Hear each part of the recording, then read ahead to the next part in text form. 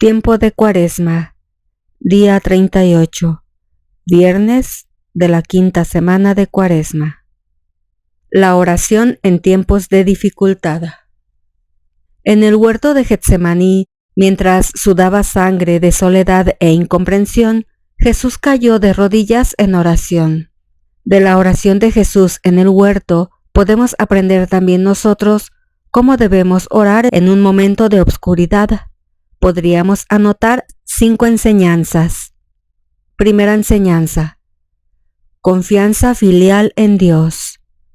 Jesús comienza su oración con las palabras Abba, Padre. Abba es una palabra que en aquel tiempo un niño habría utilizado cariñosamente para dirigirse a su padre. Es más o menos el equivalente a nuestra palabra papi o papá. Segunda enseñanza: la confianza en Dios a pesar de la oscuridad y el caos que nos abruman. Todo es posible para ti. Jesús ora con confianza, no solo cuando el bien parece ser más fuerte, sino también, y sobre todo, cuando el mal parece estar triunfando. Tercera enseñanza: radical honestidad y valentía para expresar el propio miedo. Que pase este cáliz. Jesús confiesa cómo se encuentra realmente, asustado y reacio ante su amargo deber. No hay negación o pretensión en su oración. Dice las cosas como las ve y las siente. Cuarta enseñanza: la voluntad de dar a Dios el lugar que le corresponde. Pero no se haga mi voluntad sino la tuya. A pesar de todo, Él se estremece ante las consecuencias de su sí. Jesús da a Dios el lugar que le corresponde para cumplir sus designios. Quinta enseñanza: repetición, oración dicha varias veces. Entró en agonía y oraba con mayor insistencia. La Escritura nos asegura que la fe y la oración mueven montañas, pero no nos asegura que lo harán inmediatamente. A veces, para que una oración sea eficaz, tenemos que rezarla muchas veces. De la oración de Jesús en el huerto, podemos aprender también nosotros cómo debemos orar en un momento de obscuridad. Día 38, viernes de la quinta semana de Cuaresma. A ti encomiendo mi causa. A ti, oh Señor, te encomiendo mi destino, y tú me sostendrás. Salmo 55. Oía el cuchicheo de la gente. Pavor en torno. Delatadlo, vamos a delatadlo. Mis amigos acechaban mis traspiés. A ver si se deja seducir y lo violaremos. Pero el Señor está conmigo, como fuerte soldado. Mis enemigos tropezarán y no podrán conmigo. Jeremías 20, 10 y 11. El lamento de Jeremías perseguido resuena en la liturgia cuaresmal como expresión del sufrimiento de Cristo, rechazado, calumniado, odiado a muerte. Pero al contrario de Jeremías, Jesús no invoca la venganza ni procura sustraerse de sus enemigos. Verdad es que el Evangelio afirma varias veces que se les escabulló de las manos, Juan 10:39. Esto se explica únicamente porque aún no ha llegado la hora fijada por el Padre. En espera de esta hora, entre los insultos de los judíos, las amenazas de detenerle, Jesús continúa su obra de evangelización y muchos acudieron a él. Juan 10:42. Él sabe que le espera la cruz, sabe que las afirmaciones acerca de su divinidad y la resurrección de Lázaro irritarán todavía más a sus opositores y harán que los acontecimientos se precipiten, pero con serenidad y libertad soberanas proseguiré mi obra. Le sostiene la confianza en el Padre. A ti encomendé mi causa. Jeremías 20:12. A ti encomendé mi causa. Esta es la actitud de confianza en Dios que debe aportar y sostener el cristiano en la hora del dolor, de la persecución. No es el siervo más que su amo. Si a mí me ha perseguido, también a vosotros os perseguirá. Juan 15:20. Quien se proponga vivir a fondo el Evangelio, defender la verdad, hacer el bien, no podrá evitar la contradicción de ese mundo que se opuso a Cristo. Y permitiéndolo Dios, pueden añadirse todavía sufrimientos e incomprensiones por parte de otras fuentes de oposición, tal vez por parte de los buenos, de los amigos, hasta de los familiares o de los hermanos que comparten nuestro mismo ideal.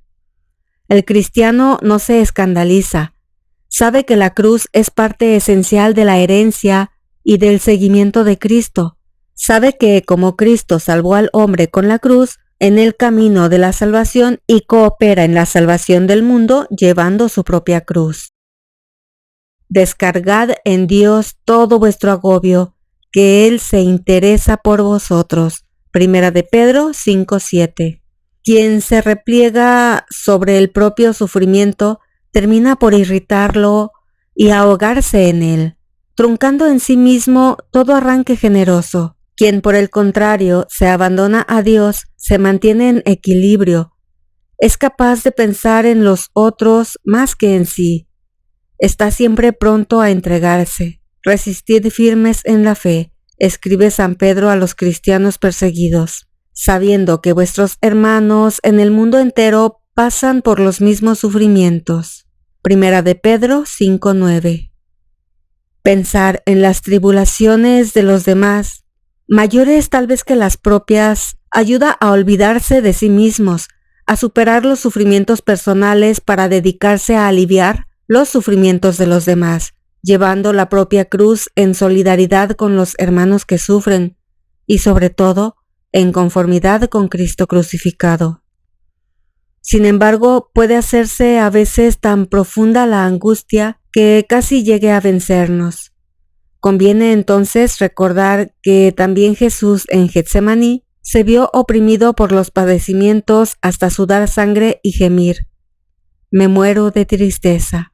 Mateo 26:38. Aun siendo hijo de Dios y Dios mismo, quiso experimentar en sí todo el abatimiento, el terror, la repugnancia de la naturaleza humana ante el sufrimiento. En la tristeza mortal de Cristo, todo hombre halla santificadas sus propias angustias y penas, y halla al mismo tiempo fuerzas para no sucumbir, refugiándose con Jesús en su plegaria al Padre, pero no se haga lo que yo quiero, sino lo que tú quieres. Mateo 26:39. El cristiano resiste los asaltos del dolor, no se ve ni arrollado ni desesperado. El abandono filial y confiado a la voluntad de Dios le hace capaz de afrontar con sencillez y hasta con serenidad las situaciones más trágicas, porque sabe que los que confían en el Señor no quedarán defraudados. Daniel 3:40.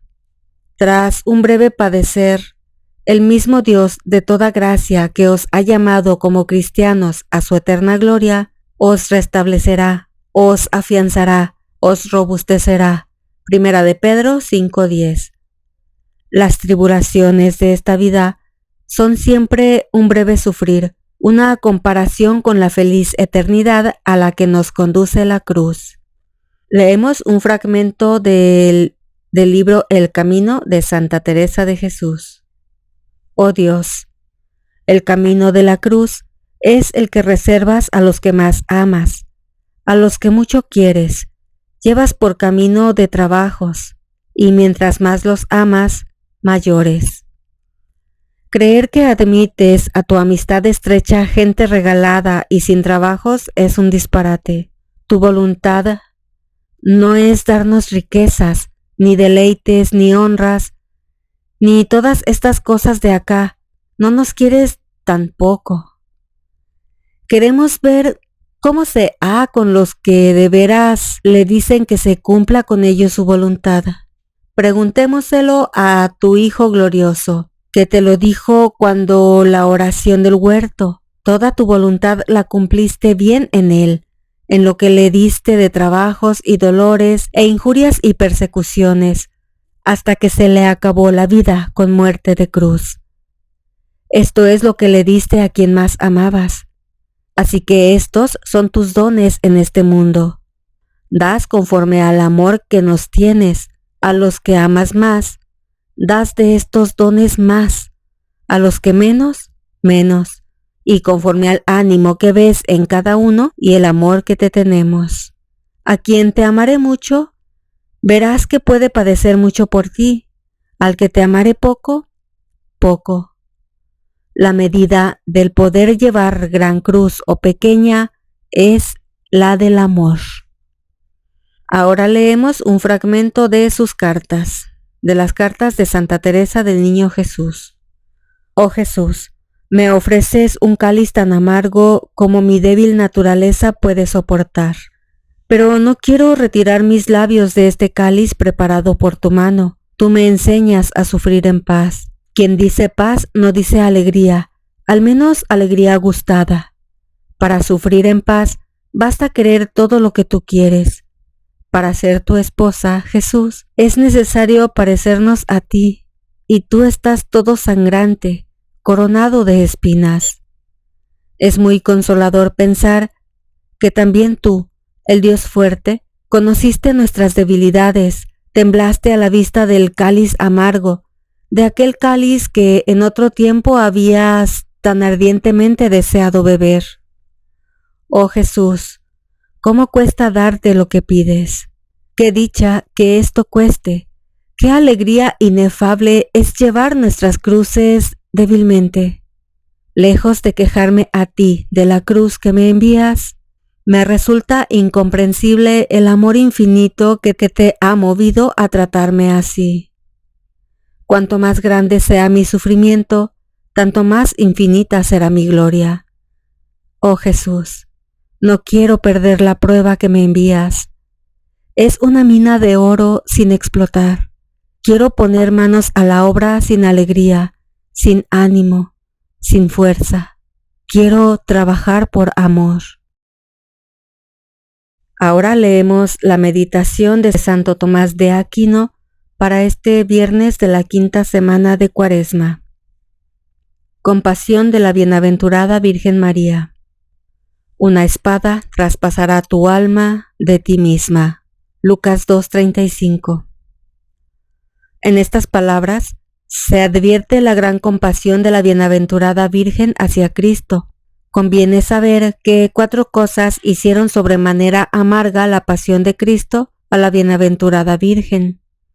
Primero, la bondad del Hijo, que no hizo pecado, ni fue hallado engaño en su boca. Primera de Pedro 2:22.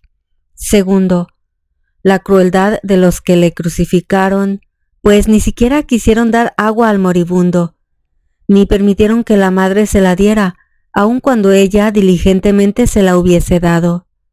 Tercero, la ignominia del suplicio.